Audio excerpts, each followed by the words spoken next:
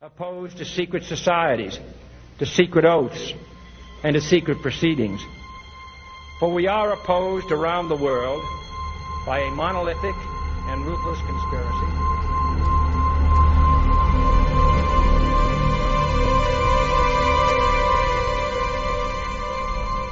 Es la voz de JFK. Pensábamos a las 3:06 de este día de octubre del 2012 que ya estaba todo contado, recontado, reanalizado. Y sin embargo, ha surgido una novedad sorprendente, JFK, y hacemos un link mental con KGB. Toda la información resumida, Santiago Camacho. Pues intentaremos resumirla porque, como te decía, todo lo que nos ha aportado esta semana de información sobre el tema es un pelín complejo y es una maraña de nombres, de informaciones, de lugares y de datos que vamos a intentar ir lo básico para que el público entienda qué ha pasado. Pues todo viene a través de un señor que se llama Robert Holmes, que es un autor, un investigador de los servicios de inteligencia y que ha escrito un libro que se titula Un espía como ninguno. Un espía como ninguno es una biografía de Iván Serov. ¿Quién es Iván Serov? Iván Serov llegó a ser jefe del KGB y probablemente es, dentro de una institución con un prestigio bastante siniestro, era un personaje especialmente siniestro. Él era de los históricos de la época de Stalin. Había sobrevivido a todas las purgas de Stalin y, es más, había sido mano ejecutora de muchas de ellas. Él había ejecutado con su propia pistola a muchos traidores por orden del propio Stalin y incluso fue la persona que terminó terminó acabando con el poder del mítico Beria, que era el policía secreto de Stalin y también jefe del KGB y antecesor suyo. Pues bien, Iván Serov, según descubre Robert Holmes, habría sido la clave para asesinar a John Fitzgerald Kennedy, al margen incluso de lo que opinaba el propio Khrushchev. Serov manejaba el KGB como una especie de feudo propio y se había tomado el fracaso diplomático de la crisis de los misiles, de la cual sí se han cumplido 50 años precisamente este mismo mes de octubre, como una ofensa que había que vengar. Y de hecho, pues para ello se valió de un peón que tenía muy a mano, y era Lee Harvey Oswald. Lee Harvey Oswald había pasado 2 años en Minsk, no exiliado, sino voluntariamente exiliado de los Estados Unidos, porque él era un comunista convencido, y allí, en contra de lo que se creía hasta ahora, sí pudo ser reclutado por el KGB. De hecho, se cuenta en el libro de Holmes cómo 55 días antes de la muerte de Kennedy, Oswald se presenta con una pistola en la embajada de la URSS en México diciendo que quiere regresar a cualquier precio, que no soporta la vida en Estados Unidos, y allí se reúne con 3 diplomáticos, cosa que cualquiera, por mucha pistola que lleve al cinto, no consigue, y mucho menos un personaje que, según los archivos oficiales del KGB, era calificado como un perturbado. Otra cosa que desvela Holmes es que la vida de Oswald en la Unión Soviética no era ni mucho menos tan inocente como se ha traslucido en los informes históricos posteriores, y que incluso un hecho fundamental de la agitada época aquella, que fue el derribo del avión espía del piloto Gary Powers, un U-2, que por primera vez había conseguido ser derribado porque los U-2 americanos estaban fotografiando toda la Unión Soviética con absoluta impunidad gracias a la gran altura a la que volaban, pues Oswald pudo haber dado las claves de cómo se podía derribar un U-2, porque no hay que olvidar que él estuvo en varias estaciones de radar de alto secreto, una de ellas en Hawái, desde donde, entre otras cosas, salían algunos de esos U-2 para investigar territorio soviético. Pues bien, ni más ni menos que se habría utilizado a Oswald como señuelo. Efectivamente podría haber habido más de un tirador, y posteriormente habría sido otro agente del KGB el que habría contactado con Jack Ruby, e incluso los que lo habrían asesinado en la cárcel, colocándole un isótopo radioactivo que le provocase un cáncer galopante, como fue en la realidad. Lo curioso es que ya había ciertos indicios de esto, aunque muy tenues. Había mucho interés por parte del gobierno estadounidense y de la propia CIA, hubo varios comités de investigación, en alejar al KGB. Cualquier insinuación de que el KGB podía haber tenido algo que ver, había habido mucha insistencia. ¿Por qué? Porque, lógicamente, en una época como era la Guerra Fría, implicar a los soviéticos en el asesinato de un presidente de los Estados Unidos significaba ni más ni menos que la Tercera Guerra Mundial.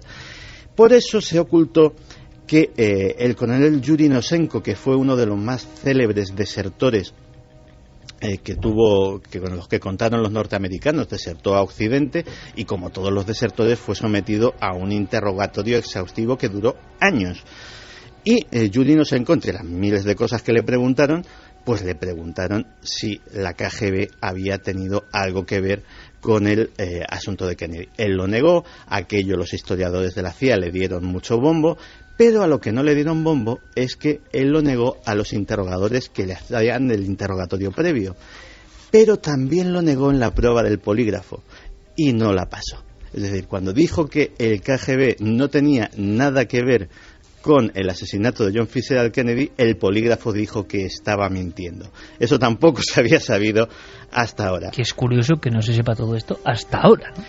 Pero hay más, hay un tercer asesinato, no solamente Oswald y el propio Kennedy, sino que un año después el KGB asesina a Mary Pinchot. Mary Pinchot había sido una de las amantes de John Fitzgerald Kennedy y probablemente una agente doble que trabajaba a la vez para la CIA y para el KGB. Cuando el KGB se entera de que lo que ellos creían que era un agente fiel, un agente leal, que encima estaba metida en la cama del presidente de los Estados Unidos, en realidad les estaba dando la información que le convenía a la CIA que recibieran los soviéticos, acabaron también con su vida. Pero, si queremos liar aún más la madeja, resulta que Mary Pinchot había sido esposa de Kurt Meyer. Y diremos, ¿quién es Kurt Meyer? Pues hace unos años murió Howard Hunt, que era uno de los implicados en el escándalo Watergate, posiblemente el espía más famoso de los Estados Unidos y alguien al que siempre se implicó en el asesinato de Kennedy. Y Howard Hunt dejó un polémico, que lo pusimos en su día en Cuarto Milenio, un polémico testamento grabado en una cinta magnetofónica en la cual reconocía que él había tenido algo que ver con el asesinato de Kennedy y que uno de los tiradores había sido ni más ni menos que Kurt Meyer, al que se había reclutado porque Kennedy se estaba beneficiando, de hecho mal y pronto, a su mujer y tenía un asunto pendiente. Y todo esto es el monumental lío que ha montado. No hagas más madeja porque entonces ya el lío puede ser... Bueno, lo increíble, para resumir, es que sepamos ahora todo esto, sí, y que de alguna forma uno de los asesinos más famosos de todos los tiempos, del siglo XX, Lee Harvey Oswald, sepamos ahora que la KGB tenía mucho que ver con su instrucción, ¿no? Sí. Y que se evitó todo esto por una tercera guerra mundial. La sensación de que nos enteramos de todo 50 años después, ¿no? De todo lo importante. Con suerte. Exacto, con suerte. Pero además, fíjate que todavía no se ha dicho la última palabra de esto, porque aquí hay una historia muy clara y es la pieza clave es Lee Harvey Oswald. Lee Harvey Oswald se va a la Unión Soviética, los americanos le permiten vivir 2 años en la Unión Soviética y le permiten regresar. Es decir, puede que el KGB lo captase, pero también había algo raro con Oswald del lado americano. La conspiración sobre conspiración. La sensación, Javier, de que, los escritores lo sabéis muy bien, la realidad supera cualquier ficción imaginable, en los grandes casos de la historia. En fin, Santi, gracias por el resumen, exactamente. Es complicado 10 minutos de resumir. La madeja santiaguesa ahí puesta, 10 minutos para que sepamos todo lo que ha pasado. Como siempre, que es un placer, que mañana nos vemos en la tele, compañeros haciendo muchas más cosas. Santiago, Javier, gracias por acompañarnos contando tantas historias maravillosas cada semana, pero especialmente hoy, que era un reto estar 60 minutos más sin cansar a nuestra querida audiencia, que ya puedo decir, estamos ya hartos de vosotros. Pues no, quedan muchas cosas. Y ahora vamos a cambiar el tercio a nivel musical incluso, porque vamos a ir con el testimonio, un testimonio, la semana pasada no tuvimos, que es sorprendente. Javier, Santiago, compañeros, como siempre, un honor, gracias, esta mañana. Un abrazo grande. Y hasta dentro. Comeros un buñuelo, que os lo habéis ganado. Sí, que Carmen ha traído buñuelos, ha traído buñuelos maravillosos. Lo haremos. Gracias a los dos, de verdad, compañeros. 3:15 exactamente, y es momento de los testimonios. Hacía tiempo que no llegaban testimonios en el sentido de radiarlos, porque hemos guardado algunos porque ya había casos muy fuertes. Este guión a continuación nos lleva a zonas mágicas del norte español y además es muy gráfico, yo creo que muy sentido. Podéis opinar, podéis, por supuesto, lanzar vuestros mensajes a través de las vías de contacto, Carmen. En Facebook, en Twitter y en Google Plus, Nave del Misterio, y luego nuestro mail, como siempre, milenio3 con número @cadenaser.com. Bueno, pues entre la locura y la cordura, entre la información y el misterio, entre lo que no se sabe y lo que se sabe, llegan nuestros testimonios. Javier, compañero, buenas noches de nuevo. Hola, buenas noches. Una persona que nos ha contado su historia. En el fondo esa es la raíz de esta sección. A viva voz. Y además para que cunda el ejemplo y muchas más amigas y amigos de Milenio 3 hagan lo propio y está ocurriendo. ¿Dónde nos vamos? ¿Cuál es el caso? Pues en este caso concreto, es una muestra de cómo los testimonios llegan en ocasiones de la forma menos esperada. Estábamos acostumbrados a recibirlos al correo del programa, ¿no? También a los buzones de Twitter, en redes sociales, gente que se pone en contacto con nosotros, pero este llegó en medio de una investigación. Estábamos en un lugar de Álava y de repente una mujer que nos había reconocido del programa empieza a decirnos que que en su casa habían vivido también todo tipo de fenómenos y pedía un poco de ayuda, incluso casi si podíamos hacer de altavoz, porque estaba bastante intrigada por lo que estaba ocurriendo dentro de su inmueble. Ella es María, vive en El Ciego, en un pequeño pueblo de Álava. Esta mujer, María, cuando llega a este pueblo, a El Ciego, se encapricha, de una casa muy concreta del centro de la localidad. Es un palacete del siglo XVII que a ella, desde el primer momento en que lo ve, le llama la atención y decide que quiere comprar ese lugar y que quiere vivir allí. No sabía, desde luego, lo que iba a ocurrirle, porque a partir de ese momento empieza a vivir todo tipo de fenómenos, tanto ella como su familia. Si quieres, vamos a escucharla y vamos contando su historia. Estaba un día comiendo sola y sí que noté, una presencia que pasaba algo que pasaba, pensaba que había alguien en casa, notas que pasa alguien detrás tuyo y miras y dices, que estoy sola. Y habían colgado los niños unos muñequitos con una cuerdita que venían en las patatas fritas y las habían colgado en la cocina en los tiradores de los cajones. Y entonces, acto seguido, de esto que notas que pasa algo detrás tuyo y miras hacia los cajones y todos los muñequitos moviéndose. Todo empieza, con estas sensaciones de que hay alguien más en casa, eso que hablábamos hace unas semanas, ¿no? Del habitante incierto, llevado a estos extremos, a estos límites de llegar a pensar que hay alguien incluso detrás de ti. Ellos llegaban a ver, a escuchar sonidos como si hubiera alguien en casa cuando no había absolutamente nadie. Esto ocurre prácticamente, además, al poco de mudarse a esta casa en concreto, y además esa sensación de no estar solo, de no estar completamente solo, se va incrementando conforme van pasando los días. Esto fue hace ni un mes. Estaba sola y de esto que no tenía la tele puesta ni nada, estaba todo en silencio, y yo tengo arriba un sofá que es el típico sofá de láminas que luego hace de cama. Y cuando te sientas ya las láminas, pues escurgen un poco, ¿no? Y cuando alguien está sentado arriba, lo oyes. Y oía, y digo, a ver, si no hay nadie. Y subí, no había nadie, claro, evidentemente. Volví a bajar y otra vez el sofá, crash, las láminas, el ruido de mi sofá cuando se sienta alguien.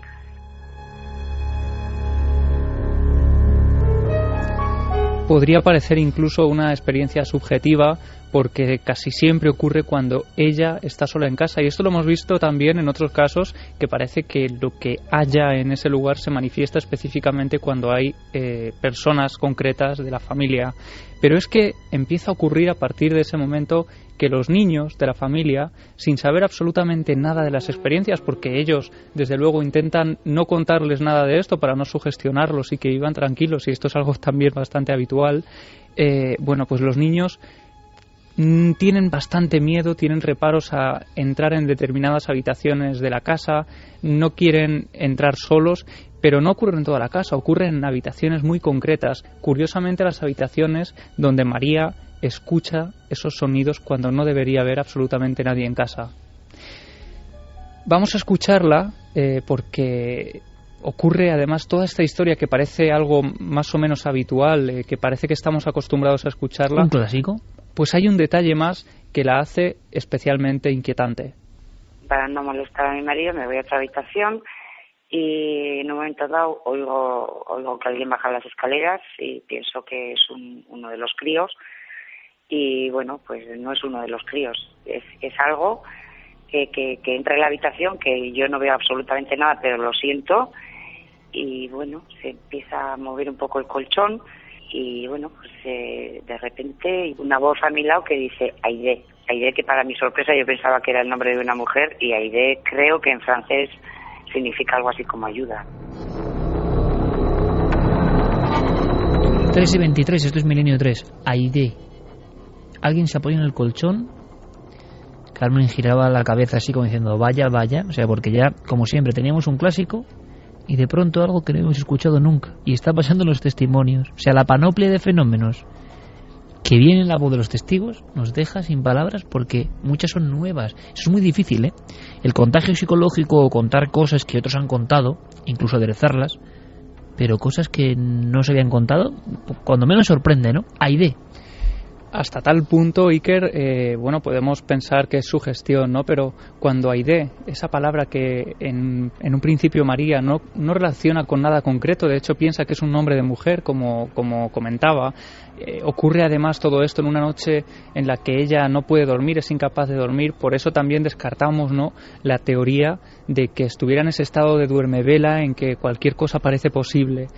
Y además, bueno, pues unos días después, hablando con un amigo, cuando le cuenta la experiencia y ella se atreve a comentarle un poco esto en intimidad, él es el que le dice, bueno, es que Aide es ayuda en francés.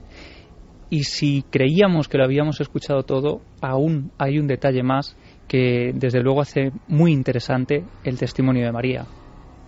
Yo sé que en esta zona hubo franceses porque sé de algún amigo que ha arreglado también su casa y ha encontrado algún uniforme en el suelo enterrado de algún francés, vamos, del uniforme de cuando Napoleón.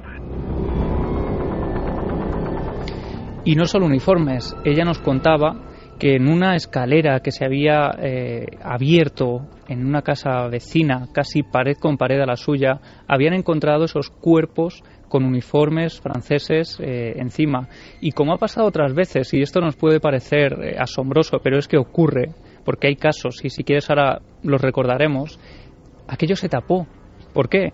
Por el miedo a que lleguen, bueno, pues todo tipo de instituciones, te pongan la casa patas arriba, te quieran hacer una inspección y desde luego pues todo aquello se convierta casi en un museo durante años. ¿Cuántos cadáveres tapados hay en lugares de misterio y en casas españolas, eh? Claro, y como tantas otras veces se tapa, esa obra se termina deprisa y corriendo y no se alude más a este tema, pero es que hasta tal punto se tapó que sus propios vecinos no sabían todo esto hasta que empiezan a hablar y a contar toda esta historia y entonces empiezan a confesar que algunos han encontrado todo esto en sus domicilios.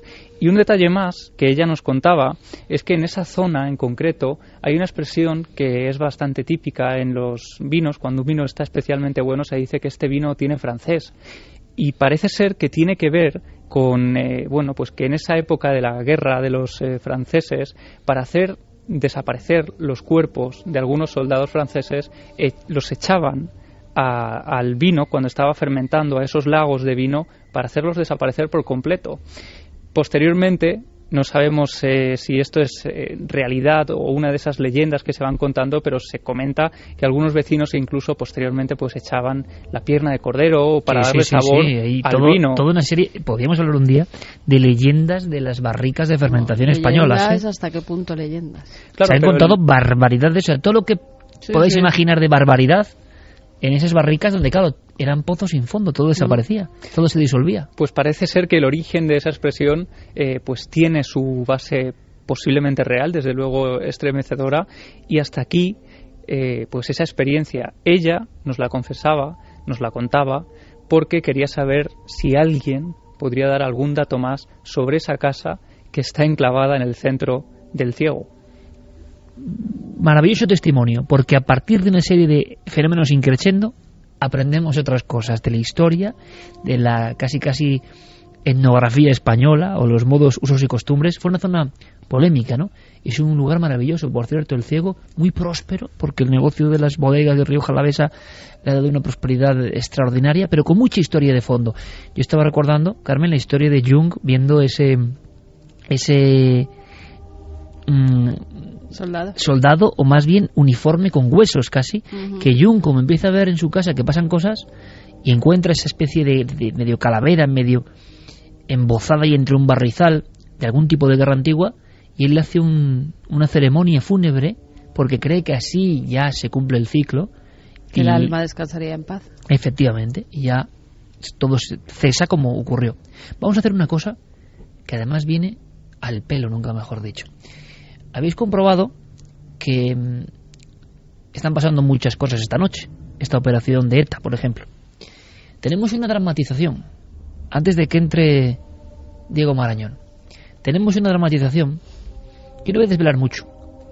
La ha escrito Diego, yo creo que está muy bien, y es un caso mítico. El protagonista de esta historia, que ocurrió así como vais a oír y es increíble, es un periodista de la Gaceta del Norte de Bilbao que persigue los ovnis en el año 81. Y a él le pasó en un viaje. Pero es que la historia tiene que ver con la ETA. La historia de fondo tiene que ver con la ETA. Es un caminante. Y luego, si queréis, os cuento el final. Pero qué curioso. Diego ha hecho esta dramatización, lo hablábamos, es un caso poco conocido que aparece en la quinta columna, uno de los grandes libros de JJ Benítez, año 81, y lo ha contado Javier Pérez Campos. A veces en la investigación surgen cosas. En este caso, el protagonista principal de la dramatización es este periodista, tantas veces referido aquí, que se encuentra alguien por la carretera y le cuenta algo. Bueno, pues luego lo desciframos. Ahí va la dramatización.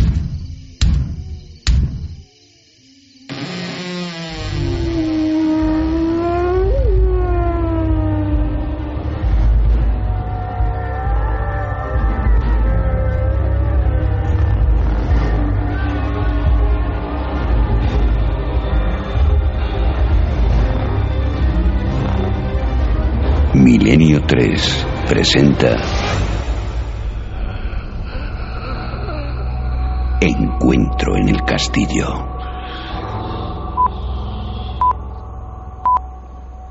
Jueves 22 de enero de 1981, Huesca. Los campos de alfalfa se extendían más allá del horizonte, y solo muy de vez en cuando el sonido de algún coche se atrevía a romper el murmullo que el viento causaba a su paso.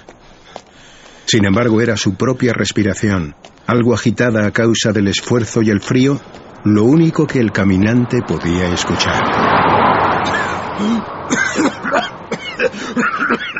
¡Será animal! ¡Por poco me lleva por delante! El coche se detuvo forzosamente unos 50 metros más allá. No fue el evidente enfado del caminante lo que le hizo interrumpir su frenética marcha, sino un simple paso a nivel con barreras que en aquel momento anunciaba la inminente aparición de un tren. El caminante, al llegar a su altura, no quiso dejar escapar la ocasión. ¡Oiga, amigo! ¡Casi me atropella ahí detrás! ¿Cómo se le ocurre ir a esa velocidad? Lo sé y lo lamento. Le he visto por el retrovisor hace unos segundos. Discúlpeme, pero cuando le pasé, estaba mirando este dichoso mapa de carreteras. No es usted de aquí, ¿eh? ¿Cómo lo sabe? Por la matrícula, por el mapa, bueno, y por eso. El caminante, esbozando una pequeña mueca de sonrisa, hizo un gesto con la cabeza hacia el asiento del copiloto, donde reposaba un ejemplar de El Correo Español, un periódico editado en la provincia de Vizcaya. Vaya, me ha pillado. ¿Hacia dónde va? A Levante. Hay varias zonas que tengo que visitar entre mañana y pasado, si es que soy capaz de encontrar el cruce que busco. Si me acerca hasta Zaragoza le echo un cable. Le pilla de paso. Por unos instantes, El conductor del Renault 18 pareció desconfiar de su inesperado interlocutor. Verá, no suelo... Por favor. Debemos estar a 0 grados. Me lo debe por lo de ahí atrás. ¿Y qué demonios? Somos casi paisanos. Ah, ¿sí? Eso no me lo había dicho. Venga, suba. Gracias, hombre. El conductor se dio cuenta cuando el caminante accedió al vehículo que su aspecto no encajaba con el que podría esperarse de un autoestopista. Al contrario, este aparecía impecablemente trajeado. ¿Te importa que le eche un vistazo al periódico? Soy de Guipúzcoa. Creí que iba a ayudarme con el mapa. Tienes razón. Es que estoy hasta el gorro de esta carretera. Llevo caminando 1 hora y media desde la estación de tren. Lo he perdido por 5 minutos. Bueno. ¿Y qué le trae a usted por aquí? ¿A qué se dedica? ¿Qué me diría si le contesto que a perseguir ovnis? El semblante del hombre se tornó pálido en décimas de segundo. ¿También persigue a sus tripulantes? Solo cuando se dejan. ¿Por qué lo pregunta? Porque está sentado con alguien que los ha visto. Bueno, eso creo. Repita eso. Si tiene verdadero interés, se lo contaré mientras conduce. Solo lo sabe mi familia. Y hace tiempo que el tema no se toca, pero yo lo tengo grabado a fuego. La verdad es que fue hace muchos años, en plena Semana Santa. Abril de 1968. San Vicente de la Sonsierra. Ocurrió en la primera semana de abril de aquel año.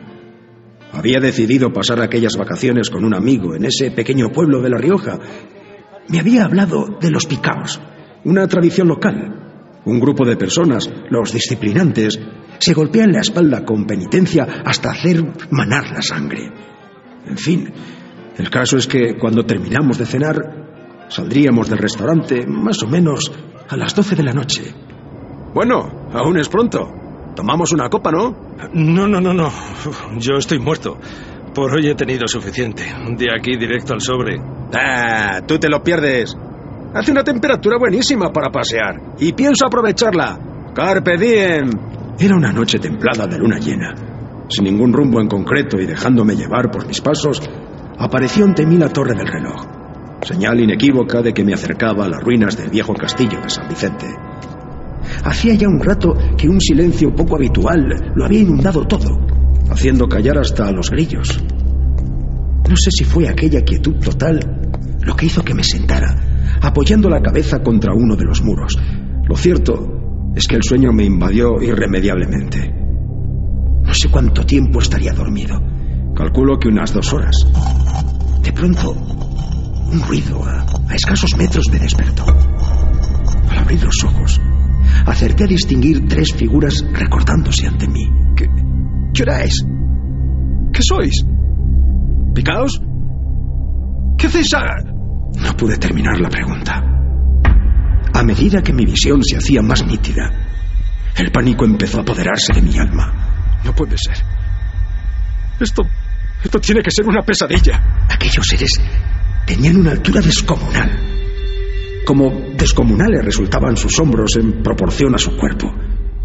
Vestían una especie de túnica oscura que les llegaba a los pies, y sus cabezas, invisibles a mis ojos, aparecían cubiertas por capuchones. ¿Qué pasa? ¿Quiénes sois? Al mirarlos detenidamente, pude ver cómo aquellos embozados sostenían en sus manos derechas 3 instrumentos con forma de guadaña, como si fuesen 3 muertes silenciosas, a cual más siniestra. ¿Por qué no habláis? ¡Contestad! Pero había algo más.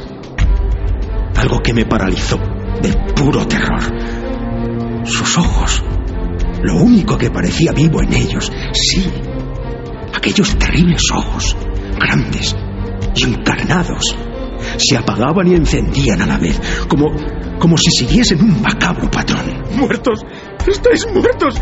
¡Dejadme! ¡Por Dios, dejadme! El pavor se apoderó de todo mi ser. Y en plena noche, con la sola luz de la luna llena, eché a correr sin mirar atrás. Había avanzado ya unos cuantos metros cuando me di cuenta que el pánico me había hecho tomar el camino equivocado.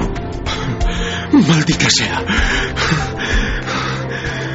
Sin embargo, decidí que prefería perderme en mitad de la nada antes que volver a pasar de nuevo por aquel lugar. Corrí en dirección a Briones y cuando las fuerzas comenzaron a flaquear, me refugié ocultándome en una de las viñas que había junto a la carretera. Fueron las horas más angustiosas de mi vida. Nunca olvidaré cómo mi cuerpo entero temblaba de miedo, recordando aquellos 3 pares de ojos que parecían encenderse y apagarse al unísono, como faros que señalasen la entrada al mismísimo infierno. Permanecí allí, acurrucado, hasta que al amanecer una furgoneta de reparto tuvo a bien recogerme.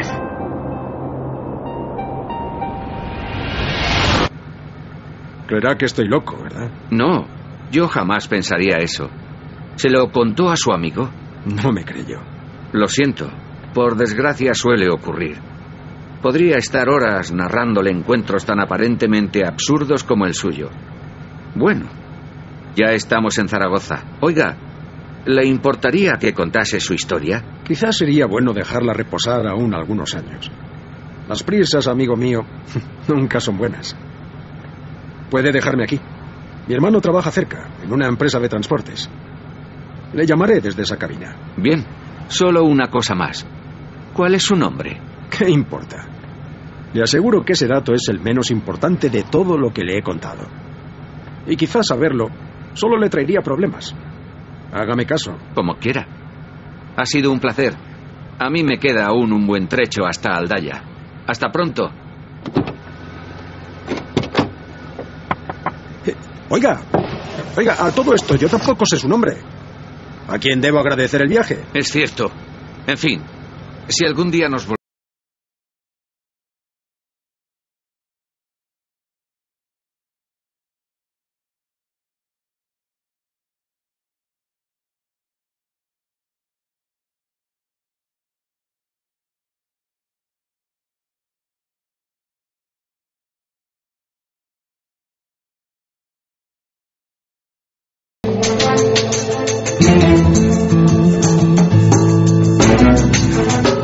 Diego Marañón, compañero, buenas noches de nuevo. Aquí seguimos, Iker.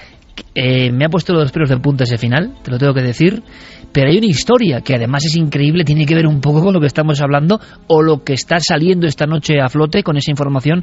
Algo de la ETA vi en esta historia de ufología increíble, ¿no? Sí, porque el testigo principal era precisamente un miembro de la banda terrorista ETA. Extrañas casualidades, ¿verdad, amigo? Así es. Eso lo cuenta JJ Benítez en la quinta columna, que por supuesto desde aquí recomendamos a la gente que se lea ese pedazo de libro para conocer todos los detalles de esa historia. Esos 3 seres que, claro, siempre estuvo la sospecha de que se parecían fantasmas más que seres ufológicos, y que ocurría todo en un contexto donde los embozados existen, que son los picaos, ¿no? Claro. Pero cómo lo contaba Benítez, cómo ocurría, cómo llegaba, ¿no?, esta información, lo convierte en una de esas piezas de verdad delicatessen, ¿no?, de la historia de los misterios españoles, y de alguna forma, a su forma, como no, Diego ha intentado recrear para todos nosotros. Y claro, la pertenencia a la banda armada de este testigo pues ponía las cosas evidentemente mucho más complicadas. Por eso el nombre se quedó en ese enigmático, ¿verdad?, señor Huesca o Mr. Huesca. Bueno, vamos con lo que era o no directamente. Esta historia era muy para eso. Teníamos una cuenta pendiente, Carmen, con un cuadro. La historia que contaba Diego la semana pasada, sobre ese cuadro con esas manos, unos niños extraños, niños o niño y muñeca. ¿Qué era? Bueno, ¿qué opinaban de esa historia nuestros oyentes? Cuadro ¿Que era verdadera? Tenía elementos luego misteriosos, ¿no?, que se grabó con una cámara y que había una maldición, y en internet se hizo público toda esta historia. Bueno, pues esa historia, ¿era verdadera o era falsa?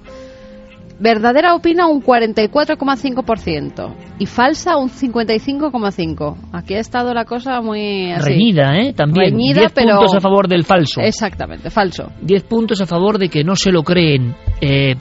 No la existencia del cuadro, que era del año 72, si no me equivoco, y es innegable, sino los fenómenos, por ejemplo, esa cámara que la estamos casi viendo, grabando esa pintura del niño y la niña como muy onírica, la niña como con una cara de máscara y ojos huecos, y que pasaban cosas, y los dueños de ese cuadro querían deshacerse de él como si uno se deshace de un objeto gafe.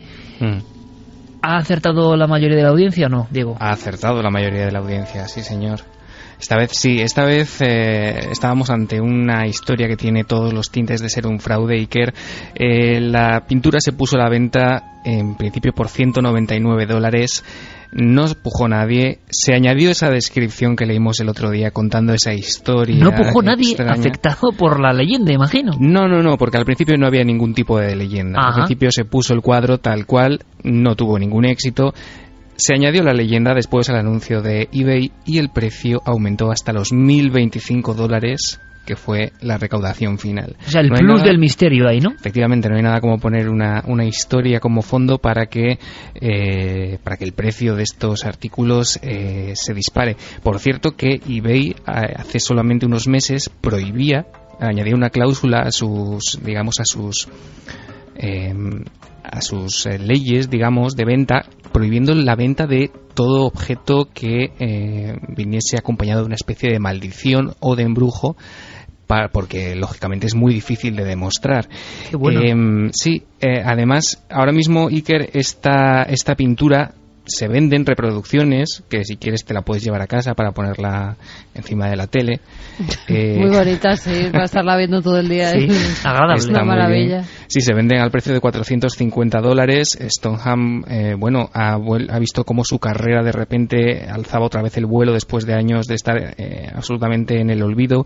Las capturas de webcam de las que hablábamos el otro día, Iker, no son más que imágenes que han sido retocadas informáticamente y, bueno, al darle pues una especie de sombra o de relieve parece que pueden tener ese efecto que comentábamos, pero nada más lejos de la realidad. Incluso los vendedores, algunos vendedores a los que se ha llegado a través de entrevistas, comentan que no hay nada extraño en la pintura, que a ellos no les ha pasado nada.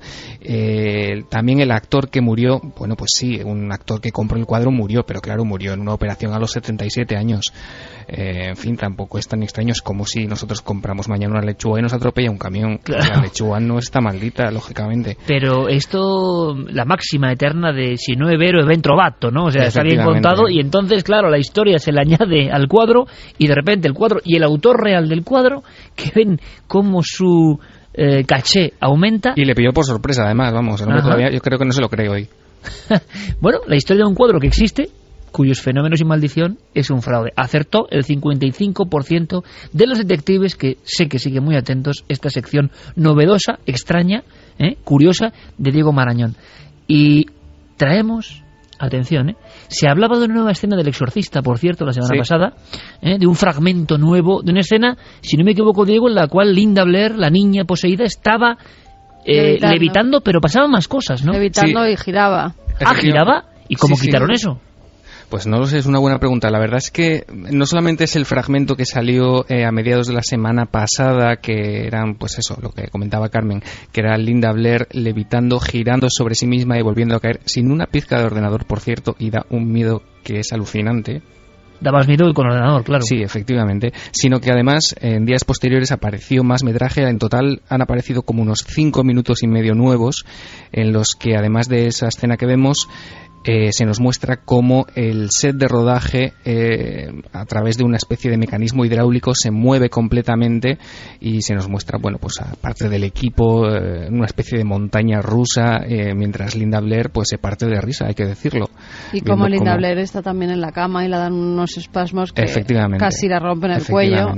Es verdad que Linda Blair tuvo muchos problemas por esas escenas, por grabar esas escenas en la espalda, en el cuello, que tuvieron que pagar varios rodajes para que el médico la atendiera, porque eran tales los espasmos que daban con una maquinaria específica que tenían para ello, que el cuello de Linda Blair, si la ves en estas imágenes que han salido ahora a la luz, que no se habían emitido en la película, es que parece una muñeca, literalmente. Es muy curioso, y dices, todavía quedan sorpresas, no solo con JFK, sino con El Exorcista, que tiene 40 años, se dice pronto, Tiene 40 años la película prácticamente, y sigue generando, porque la escena de la araña de hace unos 10 años era espantosa en su maldignidad y también se eliminó. En fin, hablamos del icono del Exorcista, bien, eso es una parte, pero ahora hablamos de otro icono del cine que todo el mundo va a recordar. Estoy seguro que Noel Caldo va a ser el primero que lo recuerde perfectamente. ¿Ha oído algo? Una muerte en una escena, ¿verdad, Diego? Estamos hablando de la película El Cuervo. Ojo, quiero poner en antecedentes a la audiencia porque a lo mejor la pregunta del créalo o no no es la que ellos se esperan. Primero que escuchen un momentito lo que vamos a contar. Vamos a hablar del Cuervo, una película de 1993, como todo el mundo sabe, protagonizada por Brandon Lee, hijo de la superestrella de artes marciales Bruce Lee. No vamos a poner en duda si Brandon Lee murió o no en el set de rodaje, porque es un hecho constatado. Evidente. Está el informe del atestado médico, el informe de defunción que confirma que murió por una herida de bala, por un fragmento de bala que había quedado atrapado en el tambor y que a causa de una carga de fogueo salió disparado, se alojó en su abdomen, le perforó el estómago y llegó hasta su columna vertebral. No se pudo hacer nada, estuvo 6 horas y media en la mesa de operaciones y finalmente fallecía a los 28 años de edad en ese set de rodaje. Un infortunio que, si lo piensa uno, es increíble. Sí, lo también. decía también Linda Lee Catwell, su madre, que había sido la cadena de eventos más insospechada y más increíble que uno se pudiera imaginar. En fin, Brandon muere en un hospital de Carolina del Norte y se produce prácticamente a 8 días de terminar el rodaje. Faltaban simplemente algunas escenas retrospectivas del apartamento del protagonista y su novia. Bueno, las escenas que faltaban se completaron mediante un doble, como todo el mundo sabe, con efectos digitales sustituyendo la cara de Brandon. Fallece no solo a 8 días del final del rodaje, sino a 17 días antes de su boda, lo cual también le añade bastante dramatismo a la historia. Pero, ¿a qué nos vamos a referir en este créalo o no? Se dice, como parte de todas las leyendas urbanas que rodean a esta muerte en este rodaje, como parte de la conspiración, que el momento en el que Brandon Lee es disparado accidentalmente permanece en la película. Se dice exactamente que se puede ver en el minuto aproximadamente 10. Es cuando el personaje de Eric Draven, que es al que daba vida a Brandon Lee, aparece en su apartamento cuando una serie de malhechores atacan tanto a él como a su pareja en la película, y al final acaban con su vida disparándolos. Y bueno, lo que parece o lo que se cuenta, Iker, es que se puede ver la muerte de Brandon Lee en el fragmento de esa escena. Si quieres la escuchamos, el momento exacto. Vamos allá. Desconcertado estaba el diablo y sintió el horror de la bondad oculta y vio la virtud en su cuerpo. ¿Te gusta? Esto es pornografía. ¿Shelly? ¡Adiós!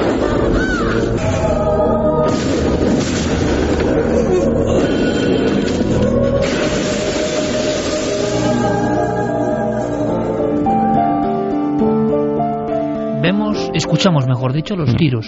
Tiros que cuenta, la verdad o la mentira, créelo o no, son los que producen la muerte de Brandon Lee, uno de los grandes mitos del cine en su momento, en el 93. ¿Qué más hay que saber, Diego? Bueno, tenemos que saber que el actor que dispara ese arma de fogueo, Michael Massey, fue llevado a los tribunales. No se pudo actuar contra él porque, lógicamente, a él se le proporciona un arma. Él simplemente se limita a hacer lo que en el guión se supone que debe hacer. Dispara. Por eso se habló de conspiración, ¿no?, en torno a la muerte del hijo de Bruce Lee. Efectivamente, se han dicho multitud de cosas, como que fue a lo mejor una venganza de la industria cinematográfica de Hong Kong porque estaba resentido con Brandon por dedicarse más a películas de Hollywood. El caso es que todo este periplo en tribunales, todo este barullo de gente y de causas abiertas llegó a los medios de comunicación, abrió informativos e incluso, si quieres, Iker, tenemos algún fragmento de algún informativo de 1993. El fiscal de distrito de Carolina del Norte ha dicho que no se presentarán cargos por la muerte del actor Brandon Lee a causa de un disparo. El hijo del gran Bruce Lee murió en marzo pasado mientras se rodaba El Cuervo. El fiscal de distrito, Jerry Spike, dijo que su oficina no ha encontrado evidencias de premeditación ni negligencia por parte de la compañía productora. Sin embargo, una demanda legal presentada... Recordamos, yo recuerdo perfectamente el impacto. Muere el hijo de Bruce Lee con el mismo misterio de alguna forma que murió su padre.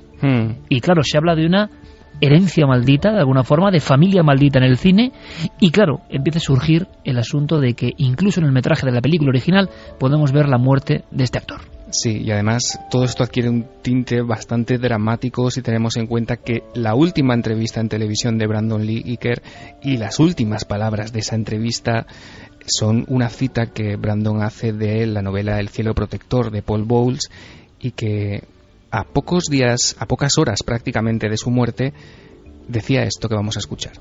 Because we do not know when we will die, we get to think of life as an inexhaustible well. And yet everything happens only a certain number of times, and a very small number, really. How many more times will you remember a certain afternoon of your childhood, an afternoon that is so deeply a part of your being that you can't even conceive of your life without it? Perhaps 4 or 5 times more, perhaps not even that. How many more times will you watch the full moon rise?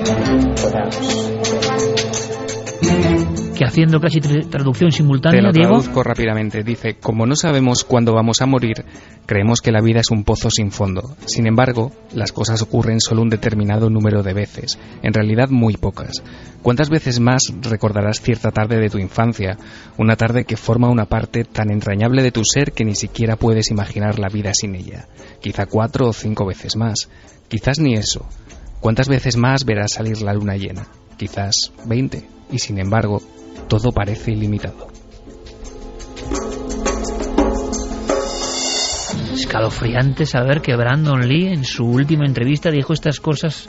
Le encantaba ese fragmento, ¿no? Lo había incluido Iker en su invitación de boda, y hoy eso que acabáis de escuchar está tal cual en su lápida. Y esto es absolutamente real. Sí, eso sí. Vida y muerte de un icono del cine, hijo del gran Bruce Lee, y que en la película El Cuervo, con connotaciones muy especiales, y además incluso en el fragmento que hemos seleccionado, el del créalo o no, está ahí la muerte de Brandon Lee o no, gran mito, muchos creen que sí, otros creen que no. Se habla del demonio, del diablo en ese momento concreto. Ahí está el créalo o no, uno de los potentes, porque une cine, une familia, estirpe maldita, y une uno de los momentos más trágicos, de mayor infortunio que se recuerdan en el séptimo arte. Ahí lo dejamos, Diego. La semana que viene resolvemos. Brandon Lee, El Cuervo y La extraña muerte. Un abrazo muy fuerte. Un placer, Iker. Hasta la semana que viene.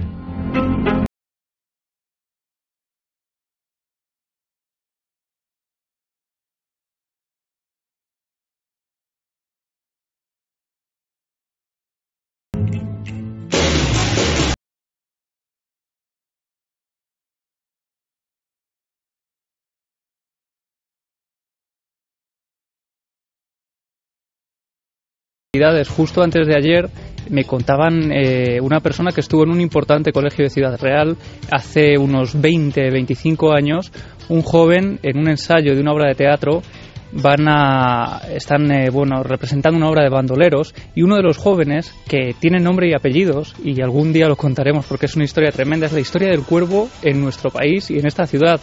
Se lleva el trabuco de su padre, que tenía colgado en la pared del salón durante años sin utilizarlo. Y pues en ese ensayo, cuando tiene que activar el arma que llevaba, ya te digo, décadas sin activarse, el trabuco suelta ese disparo y acaba matando al niño en el escenario en ese momento del ensayo del teatro. Me lo contaban antes de ayer. Es casual también que contemos hoy la historia del cuervo. Ahora mismo yo estaba escuchando a Javi con la típica cara que pone un Cuarto Milenio, que la gente mucha cree que es impostada, real, boquiabierto absolutamente. Otra extraña casualidad. Es que las armas hay que tener mucho cuidado, que mucho las cuidado. carga el diablo. Nunca mejor dicho, eso parecía en el último fragmento. Exactamente. Vamos con mensajes, que en Facebook dicen que bueno, que sigamos si queremos otras. Otra horita más, sí, ¿no? Igual aguantaban y todo. Dicen eso, ¿no? Nada, igual un día hacemos, como lo han hecho otros programas, maratón. ¿no? Maratón, 24 Oye, horas de pues, milenio. No estaría mal, con alguna causa benéfica, yo lo haría perfectamente. X horas. Bien. Si es para ayudar a alguien, sí. Vale, venga.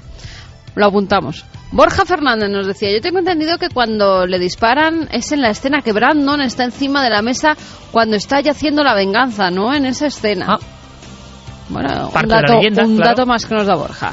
Marcos Alonso, la ciencia no nos ha enseñado aún si la locura es o no lo más sublime de la inteligencia. Lo decía Edgar Allan Poe. Oh, qué frase más bonita, ¿eh? Lo más sublime de la inteligencia ya es la locura. Poe tenía que ser, claro. Caliturico, me ponen unos nombres.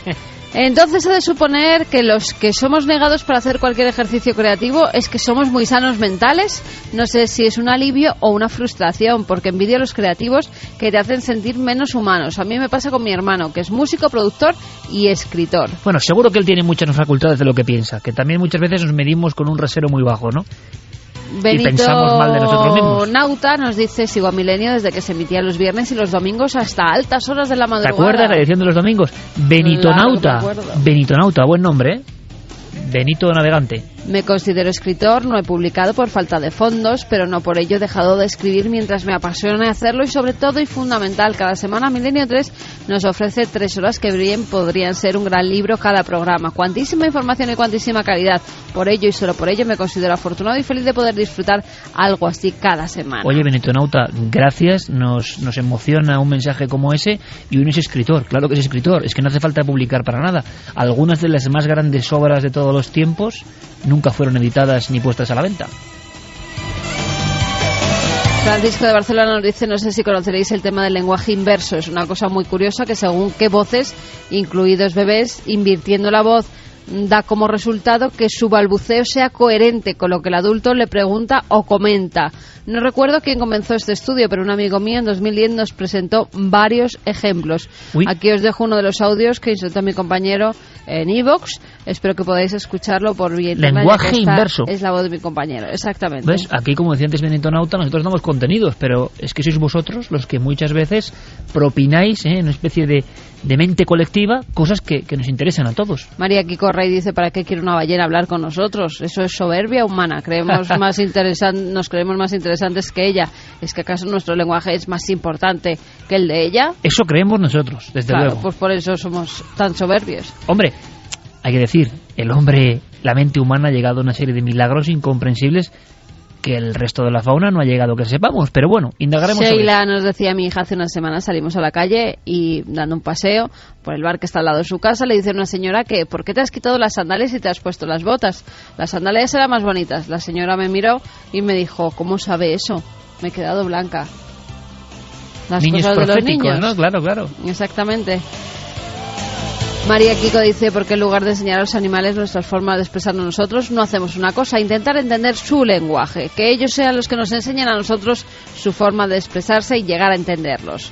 Bueno, yo creo que esta noche se han roto varios tabús. Hay uno muy importante, ¿no? Saber que científicos españoles de primera línea, como han hablado aquí, director de la Cueva de Altamira, director de Cuevas Prehistóricas de Cantabria, personas de la Facultad de Barcelona, que están escuchando el arte rupestre, que están grabándolo, ya es un paso más. Hemos hablado de un montón de historias que en el fondo van en ese sentido, que nuestra percepción siempre ha estado muy anquilosada, una arteriosclerosis de lo que es posible y lo que no, y muchas veces lo que ocurre nos deja sin habla por lo maravilloso que es, como ha ocurrido esta noche. Ha sido un placer, una noche turbulenta con muchos acontecimientos y que hemos intentado pasar con vosotros de la mejor forma posible.